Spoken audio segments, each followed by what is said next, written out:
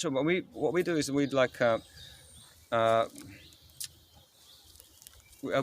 teach the children to respect different parts of nature. We don't go into the gory details because they're young for that. If there's an issue, if a child comes up with a question about it, we will deal with it.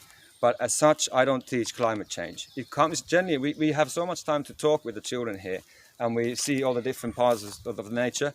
We will discuss the issue, but I make sure that there's no anxiety among children because they don't necessarily have the understanding to do all the different pieces of the puzzle.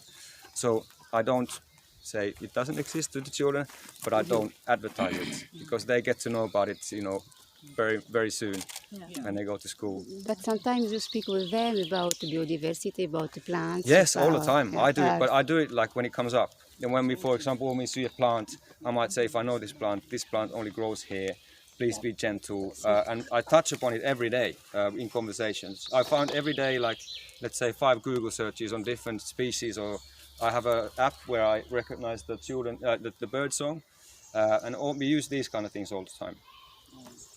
Today Yes. you did